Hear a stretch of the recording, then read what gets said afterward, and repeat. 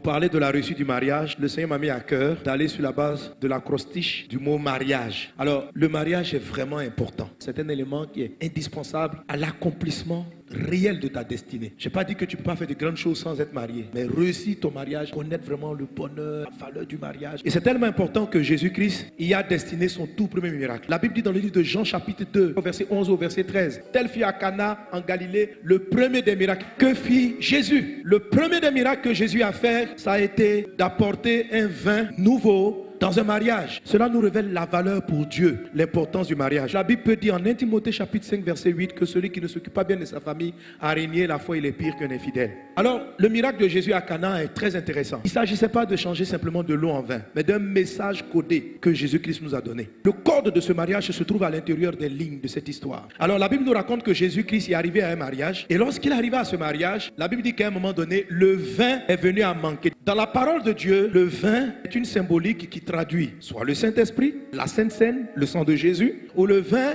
est une symbolique qu'on trouve dans le livre des Cantiques comme étant la manifestation du sentiment amoureux. Lorsqu'un homme est amoureux, lorsqu'une femme est amoureuse de quelqu'un, la façon dont ils vivent et ils se comportent ressemble à des gens qui ont bu du vin. En tout cas, si tu as déjà été amoureux, tu ressemblais à un soulard. Vous savez, quand les gens prennent du vin et qu'ils sont ivres, ils sont étranges. Je rencontre comme ça des jeunes fiancés souvent qui parlent. Je dis, mais vous parlez combien de temps ensemble? Ils sont là. On a parlé toute la nuit. Ils s'envoient des SMS. Ils prient ensemble. Chaque 10 minutes, ils s'envoient des mots. Où es-tu? Je suis là. Vous savez que l'amour change. Le vin change la manière d'être d'une personne. Vous voyez, quand les gens sont amoureux, c'est qu'ils ne peuvent pas dépenser en temps normal, ils le font. J'ai vu des personnes vider leur compte en banque pour offrir juste un voyage à celle qu'ils aimaient, Le gars qui est si méticuleux, si rangé, si calculateur dans son argent, quand il est fou amoureux, il oublie les règles et ses principes de fonctionnement. Une fille qui était rangée, correcte, quand son amoureux lui donne rendez-vous, elle saute la clôture. Elle fait des plans avec sa petite soeur. Si elle n'a pas pris du vin, est-ce qu'elle peut faire ça? Lorsqu'on a pris du vin, on est insensible aux douleurs. Lorsqu'on est amoureux, on pardonne facilement les erreurs de la personne qu'on aime. Tu ne vois pas son défaut, tu ne vois pas que c'est un menteur, il changera. Vous allez voir pourquoi le vin est si important dans le mariage. Pas le vin en bouteille, pas ça. Ce dont je parle, c'est le vin d'amour. Et pourquoi ce passage est assez étrange? Parce que lorsque le vin est venu à manquer, Marie s'est approchée de Jésus et elle dit, ils n'ont plus de vin. Dans le sens que nous sommes en train de donner, ça veut dire, ils n'ont plus d'amour. Ils ne s'aiment plus trop. La façon dont il aimait sa femme, la façon dont elle aimait son mari a commencé à disparaître. Ils n'ont plus de vin. D'abord, premièrement, cette question même est étrange. Parce que Marie, elle connaît bien Jésus. Elle sait qu'il n'est pas vigneron. Il ne fabrique pas le vin. Donc, venir demander à Jésus, ils n'ont plus de vin, ça n'a pas de sens. Et la réponse de Jésus est tout aussi étrange. Jésus lui répondit, femme, il n'a pas dit maman. Qu'y a-t-il entre moi et toi? Mon heure n'est pas encore venue. Est-ce qu'il y a une affaire d'heure ici? Elle a juste dit, ils n'ont pas de vin. C'est-à-dire que Marie et personne d'autre n'avait un antécédent où Jésus avait fait un miracle. Lorsqu'elle dit ça, Jésus comprend sa mère, Marie, est en train de l'appeler à faire quelque chose. Verset 5, sa mère dit au serviteur, faites ce qu'il vous dit. Est-ce qu'il a dit, va faire quelque chose? Effectivement, quel que soit le type de relation, quand vous êtes profondément amoureux, à un moment donné, le vin finit par manquer. Ce sentiment commence à disparaître avec le temps. Quand il y avait le vin, le monsieur au travail, il s'envoie les textos. Bisous chérie, où es-tu? Lui aussi, je t'aime, mon cœur, je suis au boulot. Elle savait qu'il était au boulot, lui aussi il savait. Mais ils doivent se demander quand même. Là, il y a le vin. Après, le vin diminue. Elle envoie un mot. Elle enlève le bisou. Elle dit, chérie, où es-tu? Le vin a diminué. Il enlève bisou là. Je suis au travail. Le vin descend. Quand le vin est presque fini, chérie, où es-tu? Il y a quoi? Non, je voulais juste savoir. La bouteille d'amour se vide. Chérie, où es-tu? Il y a quoi? Tu ne sais pas que je suis au travail. Je t'ai pas dit de ne pas m'envoyer des mots que je suis au travail. Faut pas m'énerver. C'est pas pour t'énerver. Tu es parti de la maison, tu n'as pas laissé l'argent pour payer le gaz. Ça te frappe au téléphone. Le vin est fini. Ils prennent les carafes et ils se sont cassés les carafes sur la tête. Parce qu'après Jésus va faire un miracle. Le miracle de Jésus va reproduire du vin. Mais le vin de Jésus est de meilleure qualité que le premier vin. Le vin de Jésus est de meilleure qualité que le vin que vous êtes parti acheter au marché. Qu'est-ce qui provoque l'intervention de Jésus? Considérez dorénavant dans ce mariage Jésus comme le maître et le Seigneur. Il dit tout ce qu'il va vous dire, faites-le. Tout. Ça veut dire il est le boss. Les mariages échouent. Les vins finissent dans les foyers à cause de la position qui est donnée à Jésus. Quel était le problème? Les gens ont invité Jésus à leur mariage. La Bible dit, Jésus fut invité à ce mariage. Jésus n'est pas un invité. Il y a des invitations qui peuvent être perçues comme des injures et comme un manque de respect. Dieu ne s'invite pas à un mariage. Un père est un marieur, c'est-à-dire c'est le père qui marie ses enfants. Il n'est pas un invité. Il n'a pas la place d'un invité. Il n'a pas le rôle d'un invité. Il doit être celui qui te conseille au moment où tu choisis ton conjoint. Il doit être celui qui parle avec toi, qui bâtit avec toi ce foyer. Voici les gens qui invitent Jésus C'est ceux-là qui préparent tout. Ils choisissent leurs copains, leurs copines par eux-mêmes. Ils marchent comme ils veulent. Ils n'écoutent pas la parole de Dieu. Et puis, quelques jours du mariage, une belle carte d'invitation. Nous vous invitons à notre mariage qui aura le tel jour, à la mairie du Plateau, suivi de la bénédiction nuptiale à l'église Vase d'Honneur Centre Kodesh. Donc, c'est maintenant qu'ils ont pensé à Jésus. Jésus n'est pas là. Parce qu'on ne l'invite pas au dernier moment. Ce n'est pas le jour de la bénédiction que Dieu arrive dans le foyer. Dieu bénit les foyers parce qu'il était là au début. Les pasteurs ne viennent que concrétiser en vous imposant les mains. Ce n'est pas ici l'onction va venir. Plusieurs marchent avec Jésus comme étant le sauveur. Mais pour que ton couple soit restauré, Jésus ne doit pas être ton sauveur seulement. Il doit être le Seigneur. Ça veut dire celui à qui tu obéis à la lettre. Alors, pour illustrer le mariage, vois le M de mariage comme maturité. Dieu marie. Dieu prend le contrôle réellement des mariages lorsque l'homme et la femme sont mûrs. La Bible dit, l'homme quittera son père et sa mère, pas des enfants, quitteront leur père et leur mère et s'attacher pour devenir une seule personne. Non, il faut être mature. Le mariage, c'est pour les personnes matures. Beaucoup de couples ne sont pas heureux. Et si tu es immature, tant que tu ne passes pas cette étape d'immaturité, quelle que soit même l'attitude de ton conjoint, il ne pourra pas te satisfaire. Tu seras malheureux, malheureux dans ton foyer. Tu ne vas pas valider l'élément de la réussite qu'on appelle être heureux dans ton foyer à cause de l'immaturité. Parlant de Jésus, avant que Dieu n'utilise Jésus, avant que Dieu accorde la réussite au ministère de Jésus, Dieu a fait une chose. Dieu a voulu que Jésus-Christ croisse et qu'il devienne mature. L'apôtre Paul dit, quand j'étais enfant, je parlais comme un enfant. Quand je suis devenu un homme, j'ai fait disparaître ce qui était de l'enfant. C'est-à-dire que tu peux devenir un homme et puis ne pas faire disparaître certaines choses qui sont enfantines en toi. Il y a une croissance qui est naturelle avec le temps, mais il y a d'autres éléments pour lesquels il faut prendre une décision de changer de classe, de changer de niveau. C'est-à-dire que pour entrer dans le mariage, il faut atteindre une certaine maturité de sagesse. Et si tu es dans ton mariage, que tu n'as pas atteint cette limite de sagesse, il faut travailler à l'y atteindre au nom de Jésus. Donc Jésus croissait en sagesse, en stature et puis en grâce. C'est pas seulement la grâce que Dieu accorde. Jésus croissait en grâce, la grâce qu'il faisait aux gens. La grâce c'est quoi? La grâce c'est la capacité à faire grâce aux gens. La grâce c'est quoi? C'est pardonner aux gens comme Dieu nous pardonne. Dieu nous fait grâce. Vous savez, un foyer sera un problème si une femme ou un homme ne sait pas faire grâce à son conjoint. Pose un exercice. Pour ceux qui sont mariés, quelle est ta capacité à pardonner lorsque ton conjoint t'a fait mal? Tu prends combien de temps? Si tu dors 3 jours avec la douleur, c'est que tu n'es pas mûr. Tu n'as pas grandi en faisant grâce, miséricorde. Et Dieu aussi, pour ceux qui ne sont pas encore mariés, il faut savoir que j'aime ce passage-là où Dieu dit, alléluia, il dit si un père décide de marier sa fille, il fait bien. S'il décide de ne pas la marier, il fait mieux. Mais ce passage-là, je veux plus on fait enseigner là-dessus, il nous révèle un grand mystère, c'est que le mariage est décidé par le père. Beaucoup de sœurs n'entrent pas dans le mariage parce que papa ne t'a pas encore marié. Tu sais ça? Parce qu'il trouve qu'il est bon que tu sois seul. Il y a la croissance dans la sagesse. La sagesse, c'est la capacité à savoir résoudre des problèmes. Mais la première des choses, c'est qu'il faut que ton père qui est dans le ciel, qu'il agrée ton mariage. Tu comprends? Il faut que Dieu ait envie que tu te maries. Dieu même souhaite ton mariage. Ce n'est pas Adam qui s'est levé pour dire, Dieu, tu as dit, il n'est pas bon que je sois seul. Adam était tranquille. Dieu même s'est levé. Il dit, Adam, il n'est plus bon que tu sois seul. Le mariage, c'est pour les gens mûrs. C'est-à-dire des personnes qui ont suffisamment de sagesse, c'est-à-dire capables de regarder des problèmes en face et dire, il faut qu'on les relève. La Bible dit que si deux valent mieux qu'un, si un tombe, l'autre le relève. Ça veut dire que les deux conjoints doivent être capables de savoir comment relever le conjoint lorsqu'il faiblit. C'est-à-dire que la femme ou l'homme rentrant dans le mariage doit s'apprêter à résoudre des problèmes. La Bible dit que celui qui réfléchit sur les choses trouve le bonheur. Le bonheur conjugal se trouve dans l'art de la réflexion. Dieu a donné le cerveau pour qu'on réfléchisse. Il y a des gens qui ne veulent pas réfléchir. La sagesse se pose des questions. C'est que si mon conjoint réagit d'une telle ou telle façon, je ne vais pas simplement mettre en colère sur l'attitude.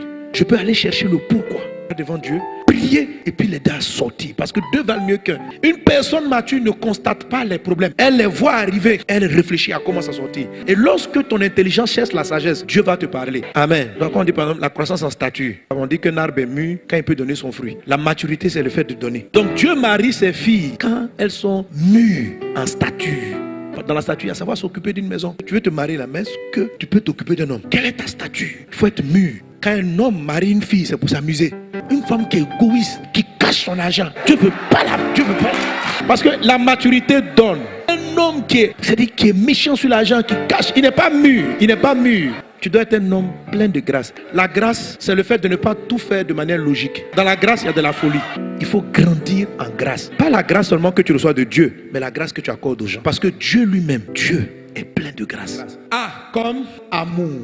Quand on parle d'amour, on revient à ce que Jésus a fait pour créer le vin nouveau. Je vous expliquais donc que Il y a à peu près 3 degrés d'amour. Il y a l'amour qui n'a aucun goût, qui n'a aucun sentiment, qui ne ressent rien. C'est celui-là qu'on appelle l'amour agapé. C'est un amour de décision avant d'être un amour sentimental. Le jour où tu as choisi la femme que tu dois marier, tu ne dois plus te fier à tes sens. Ce n'est pas parce que tu ressens que tu vas dire je te serai fidèle jusqu'à la fin de nos jours. Il ne faut pas prendre une décision sur tes émotions. Ça ne tiendra pas. La fin de tes jours ne va même pas arriver que tu seras prêt à l'abandonner. Pourquoi? Parce que tes sentiments sont partis chez Gasparette. Quand on dit je te serai fidèle, je t'aimerai, ça n'a rien à voir avec le sentiment. C'est une décision qu'on prend. C'est comme de l'eau. Tu n'as pas besoin de sentir quelque chose. L'eau est indispensable. On ne boit pas l'eau parce qu'il a un goût. On boit l'eau parce que c'est nécessaire à la vie. Jésus a pris de l'eau pour recréer le vrai amour. La décision est ce qui précède la vie. Mais frère, c'est pas une affaire de ce que tu ressens, c'est une affaire des règles. Il n'y a rien à ressentir. Le mariage est basé sur aucun ressenti. Le mariage qui va devenir joyeux, on ne ressent rien, on décide. Tu regardes la personne, tu décides de l'aimer. Qu'il soit beau, qu'elle perde sa beauté, qu'elle garde sa beauté, tu l'aimes.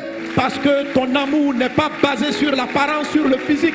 Rien du tout. Il est basé sur un choix de vie.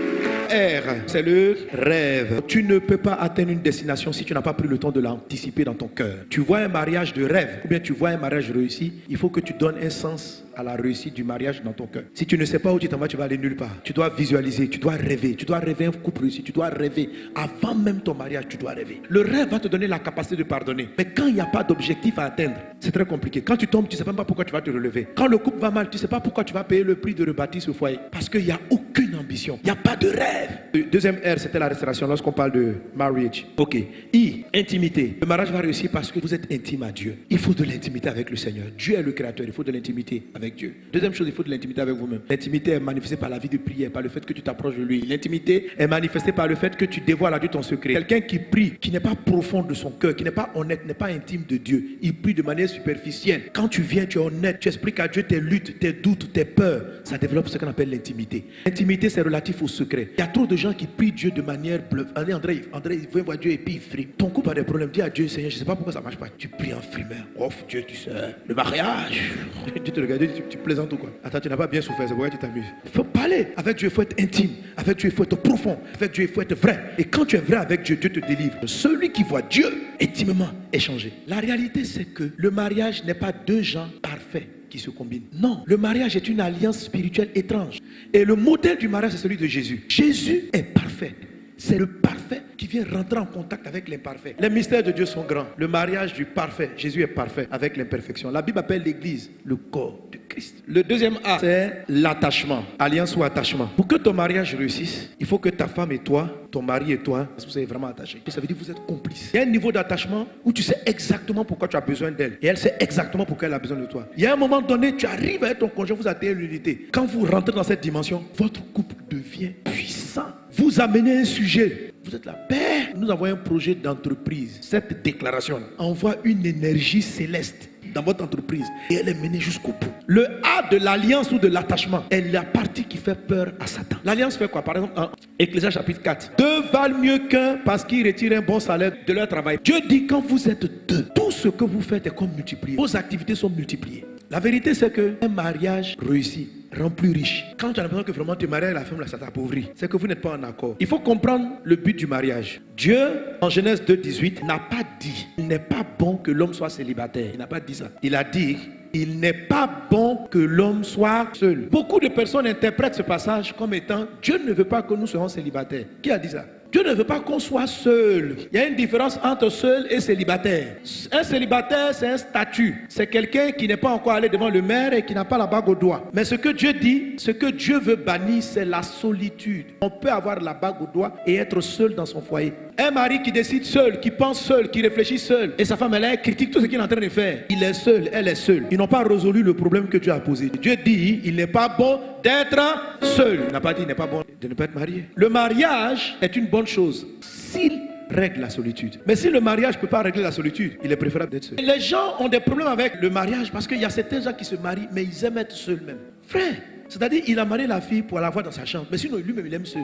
Il est casanier, la dame dit on a quelque part, il ne veut pas aller, la dame dit on a qu'à causer ensemble, il ne cause pas, lui il est seul. La réussite, ce n'est pas un seul qui est fort, c'est la combinaison. Alors, je tiens des boulons, donc il va avoir attachement. Pour qu'il y ait attachement, il faut que vous soyez différents. Quand ces deux éléments-là sont ensemble, ils vont coincer tout ce qui est au milieu. Ils vont tenir, si c'est le mariage, si c'est l'entreprise. L'attachement fait que votre mariage, votre entreprise, votre activité, votre destinée est sécurisée. Or, l'attachement doit se faire en deux objets qui ont des formes différentes. Je vais t'expliquer qu'il est important que ta femme et toi, vous soyez divergents sur beaucoup de points, que l'attachement ait lieu. Quand tu dis, ma femme et moi, on est trop différents, Dieu sourit, c'est ça.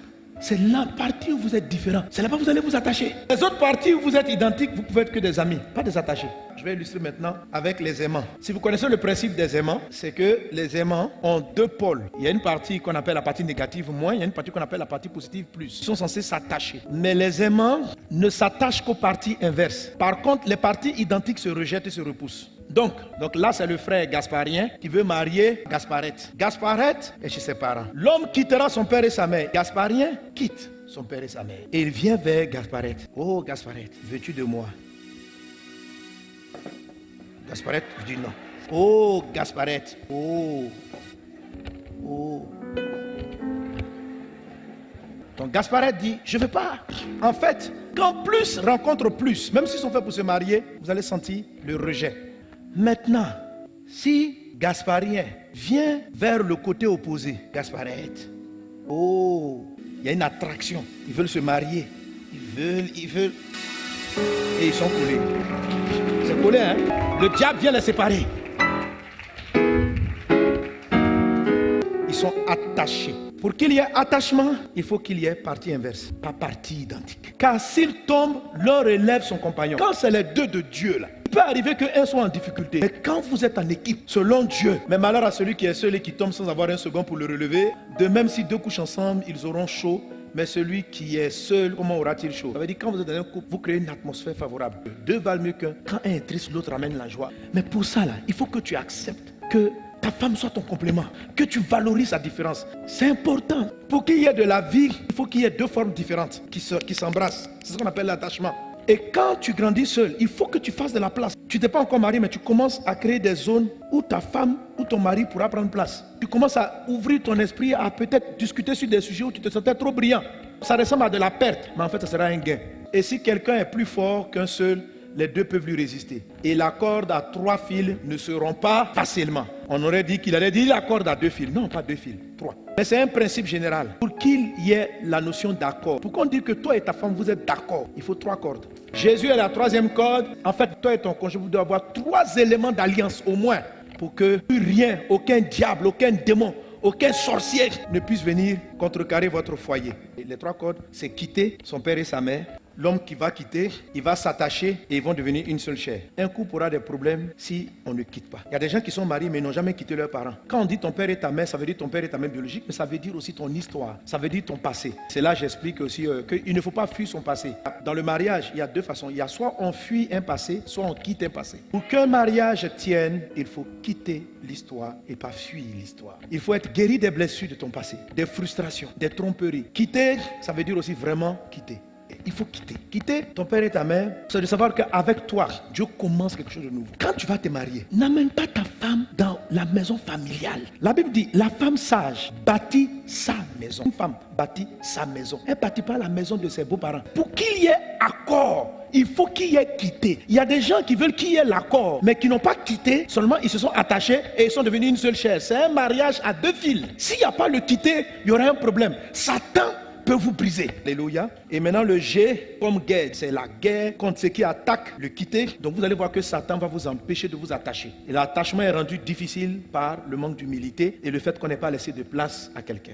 Comme, donne-moi l'élévation. En fait, élever, ça veut dire quand vous êtes ensemble, vous arrivez à surmonter de plus grands défis. Les défis arrivent et puis vous passez au-dessus. Élévation là, c'est monter, aller haut, aller en hauteur, aller en hauteur. Vous arrivez à trouver l'accord des 3 fils. Vous allez voir que vos prières seront tellement merveilleuses que Dieu va créer des circonstances favorables et vous allez passer au-dessus. La Bible dit quand 2 personnes sont d'accord, or d'accord là, c'est de venir combiner sa différence avec toi, ta particularité. Je ne sais pas, c'est-à-dire que quand vous êtes d'accord, Dieu peut descendre, parler à ton DG. C'est-à-dire, il s'élève, il offre-lui une voiture. Vous n'avez aucune idée de la puissance du mariage. Elle n'est pas logique. On dit 2 valent mieux qu'un. Il tire un meilleur salaire. Normalement, le meilleur salaire, on aurait dit que c'est une addition. C'est pas une addition. 2, ça fait une multiplication pour 2. Elle gagne 300 000, tu gagnes 300 000. Mais quand vous arrivez à trouver l'accord aux 3 fils, c'est pas 600 000 vous aurez à la fin. Ça sera. Mais c'est un accord dans votre âme, c'est un accord dans votre esprit, c'est un accord qui cherche le ciel. C'est un accord entre la rêverie et puis le pragmatisme. C'est Dieu le parfait connecté avec les hommes imparfaits. L'amour du mariage est quelque chose d'étrange. Ce n'est pas logique. Parce que ce que Dieu va faire dans votre couple, ça ne sera pas logique. Quand la Bible dit 1 va tuer 1000, 2 va tuer plus de 10 000, parce que Dieu n'additionne pas la fusion. Dieu multiplie. Ce qui va se produire, c'est que vous allez être élevé. L'élévation, ça vous règle à régler tous les problèmes élevés. Le besoin de la maison était au-dessus de nos forces. Mais combiné, on a connu l'élévation. L'élévation vient de votre accord. Vous allez monter parce que vous êtes ensemble. On dit que Jésus-Christ, qui est l'époux de l'Église, est monté au ciel. Mais la Bible dit qu'il est monté. Il nous a fait monter d'abord en esprit avec lui. Et il va venir nous chercher, que nous soyons toujours ensemble. Moi, l'élévation, je mets, monte avec ton conjoint, montez ensemble. Monsieur, tu es nommé, tu commences à avoir de l'argent. S'il te plaît, fais monter ta femme. Il y a des gens, quand ils montent, la femme n'a pas assez la classe de la nouvelle catégorie sociale dans laquelle il se trouve. Il va chercher une femme du même gabarit. C'est une grave erreur. Jésus, dans sa élévation, il est descendu pour nous prendre. La Bible dit dans 1 Thessaloniciens chapitre 4, pour être ensemble avec lui, dans les lieux élevés. Quel que soit ce que est ta femme, le jour où on t'invite à un gala très élevé avec elle. Madame, si tu as connu l'élévation, on t'a nommé DG de la boîte. Le jour où tu vas, monte avec ton mari. Il ne faut pas aller seul. Montez ensemble. Ne commence pas à toucher trop d'argent sans qu'elle soit ton complice. Tout ce qui s'appelle élévation, gérer ça à deux. Tu vas rester fort et tu vas continuer de monter. Que Dieu vous bénisse abondamment. Vous avez été édifié par cet enseignement et vous voulez en écouter d'autres du pasteur Mohamed Sanogo? Abonnez-vous à ses pages Facebook, YouTube, Twitter et Instagram. Ou allez sur la page Facebook de Librairie d'Honneur où vous trouverez ses ouvrages et encore plus d'enseignements. Que Dieu vous bénisse.